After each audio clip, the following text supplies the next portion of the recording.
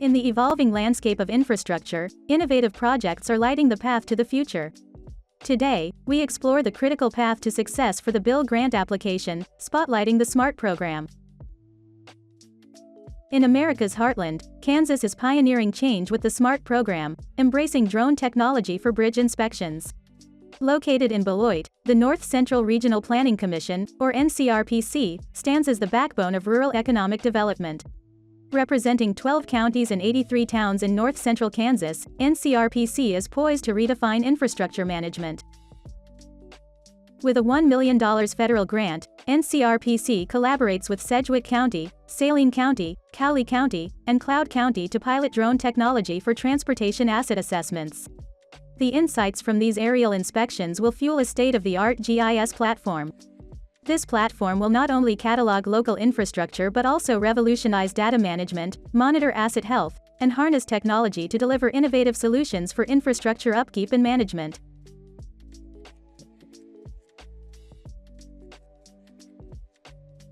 I'm Deb Oldie with the North Central Regional Planning Commission based out of Beloit, Kansas. We serve a 12-county region that is primarily rural, and my position with the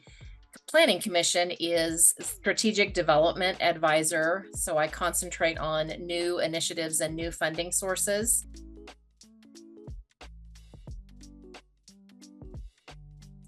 We received a SMART grant to assist us in helping our communities evaluate the potential for bridge and other transportation asset inspection and monitoring with the use of drone technology, and also to grow our capacity as an organization to provide GIS support to our member cities and counties.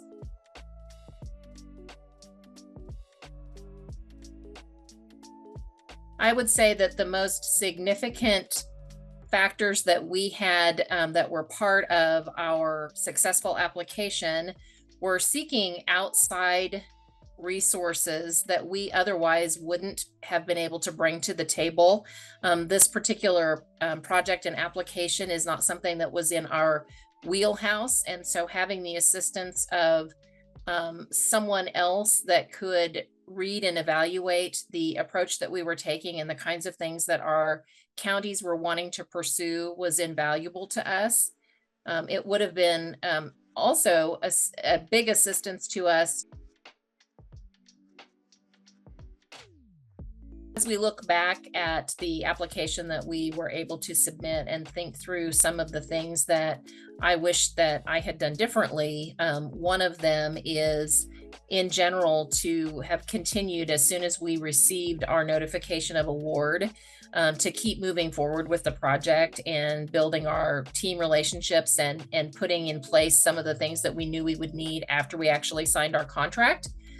We had to wait a while for the contract to be executed, but I believe that there were some things that we could have been working on in the interim. Like I said, just building our team, gathering some resources, and being more ready to go forward with procurement as soon as we had our award signed, that perhaps we lost some time in doing that. I also believe that it would have been helpful if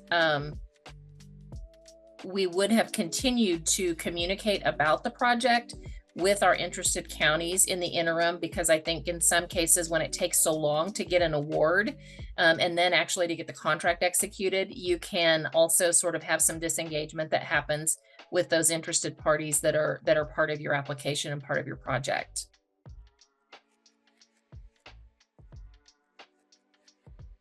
We had additional outside support and review of our application and a lot of cooperation from the Kansas Department of Transportation, and then also worked with a couple of vendors who would become pertinent to giving us some background and feedback on the type of project that we were proposing, and then also support from a couple of the universities within the state of Kansas who do have some experience and background working in training and also deployment of drone resources in the transportation field.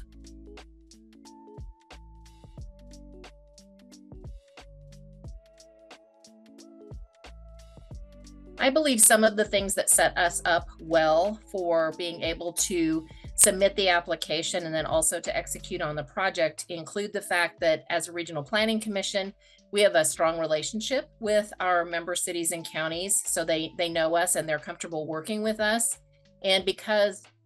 fund acquisition in terms of grants and loan opportunities is a big part of what we do, that came more naturally to us. However, this particular aspect of work was not something that we were familiar with. And so we had to really seek those outside experts to help us build that base of knowledge, and then also to further connect us with other resources within the industry.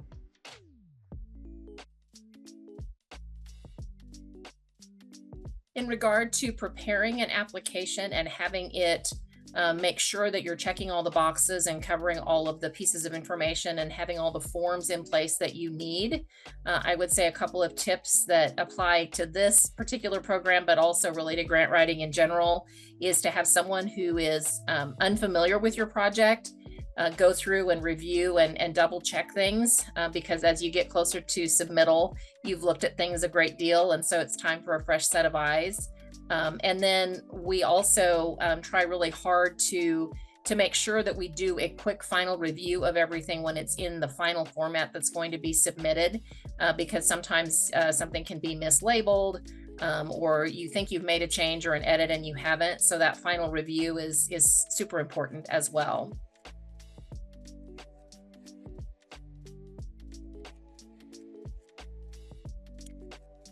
There is a